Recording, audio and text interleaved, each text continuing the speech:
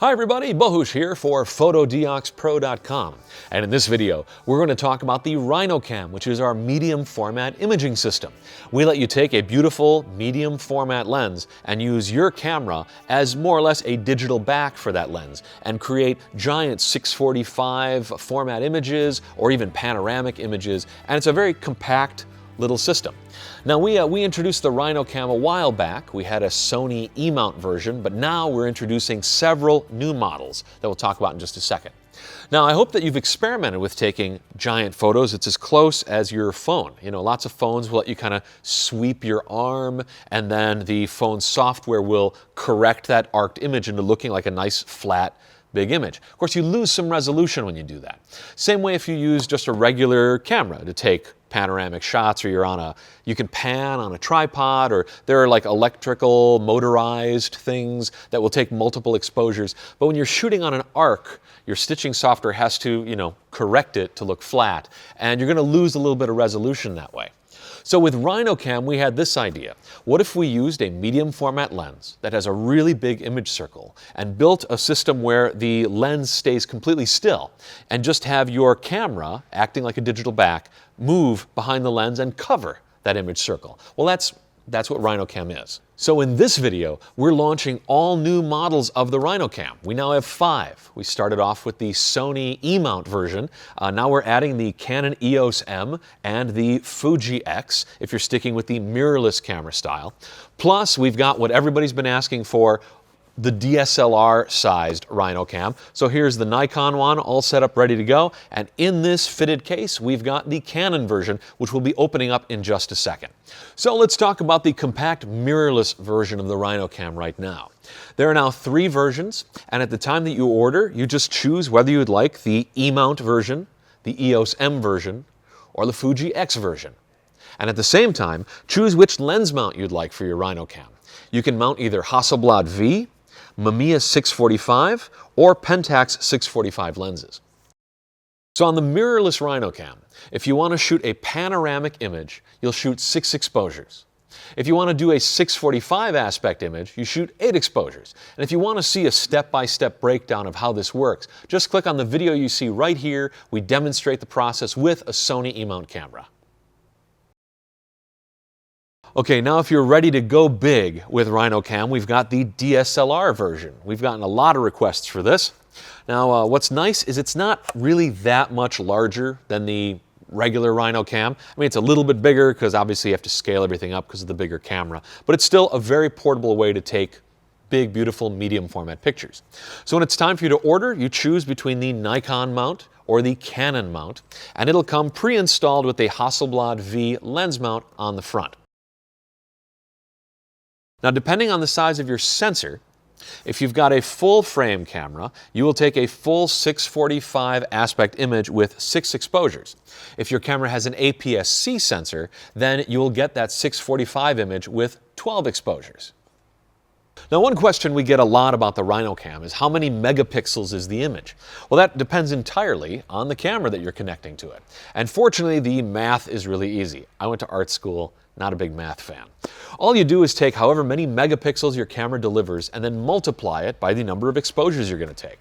So like with this guy, I know I'd be taking 6 exposures because it's a full frame camera. So it's however many megapixels times 6, and then you just take off a little bit. You're going to lose a little bit in the overlap areas where the stitching software is going to glue the parts of your image together, but it's very minimal because remember, we're not correcting for any kind of curvilinear distortion. It just has to overlap a teeny bit, so some small percent is what you lose, no big deal. See, the beauty of the RhinoCam system is no matter how big the sensor is in your camera, it's going to yield a gigantic picture. Remember, you're shooting medium format. This is like having a medium format system, except you and I know you didn't spend $10,000 to $20,000 on it. Okay, let's unwrap the Canon version of the RhinoCam and see just how easy this is to set up. It comes in a fitted case, so you can see how compact it is, easy to travel with this. And there it is right there. We'll move the case over here. This is where the medium format lens goes on the front, and your camera goes on the back. So let's put the lens on. And you just mount it like you would any other lens. You just line up the dots, clicks into place like so. It's got the little release down there for when you're done. Okay, now we mount the camera on the back. Remember, we're kind of using the camera as if it were a digital back. Now, both the Canon and the Nikon full-frame versions of the RhinoCam will allow you to use either your full-frame sensor camera or an APS-C sensor camera. They both have these markings to let you know exactly how far to move the plate. So let's mount, this is my 5D. Let's mount this on the back. Okay, now you're ready to shoot your RhinoCam picture. And first thing is, obviously, this needs to be on a tripod because you're taking multiple exposures that you are then going to stitch together into one giant picture. So I will be doing this by hand, it will be shaking around, just pretend it's on a tripod. First step, slide this focusing screen into place. What this does is gives you a preview of your composition, so you can see what the lens sees. It's going to be upside down in the screen, but this way you can focus and see what it is that you're shooting at. Once you've got that set, now you're ready to start taking your multiple exposures. Now you notice there are these dots along the bottom. This is a full frame camera, so we're going to follow these orange dots. And we're going to take the images in 2 rows, a top row and a bottom row, 3 on top, 3 on the bottom. Now the camera slides left and right, but also slides up and down.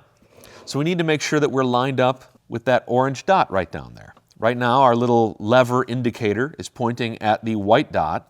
Just hinge it out of there, and there we go. It's underneath this peg and it's pointing to the orange dot. So now we're ready to shoot the first row of images using the red dots.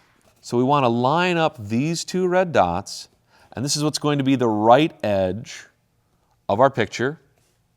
Take a shot, line these guys up, take a shot, and line these up, take a shot. Okay, so that's 1 row. Now we need to drop the camera down and see there's another little orange dot down there. Slide it so that it is underneath that peg, pointing to the orange dot. And now we just slide the camera again and take 3 more shots. We're already registered there. Take our shot, go in the middle, take the shot, and back there, take the shot. That's it. So now you've got your 6 images that you're going to need to stitch together in whatever stitching software you use.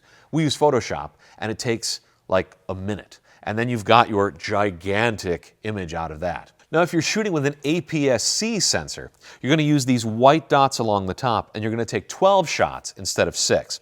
There are also white dots along the side here, and just follow the exact same process. Just make sure you're pointing at the white dots when you do all your camera alignment. Now, one of the coolest aspects for us in introducing the RhinoCam has been seeing all of these beautiful images that have come in from RhinoCam users. There's even a VisiLex RhinoCam group on Flickr. And these pictures are big and beautiful, and a lot of these folks tell us they would never be able to take images like this because a medium format rig costs tens of thousands of dollars. And here we kind of give it to you in a small portable package that pretty much anybody can afford. As far as the Flickr group, we'd like to point out some of the work of Dierk Top, Tom Hoyle,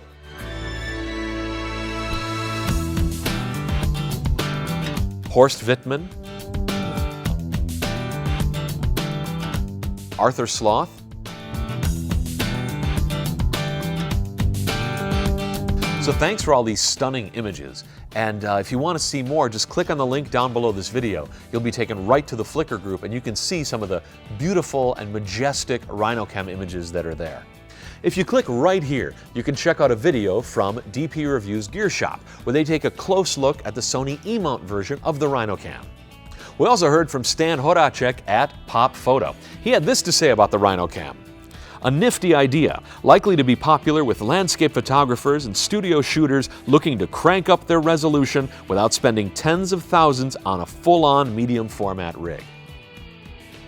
And we got another review from John Neal of Lens Garden, who said, "The RhinoCam has allowed me to create images that have a resolution almost impossible to create by any other digital method."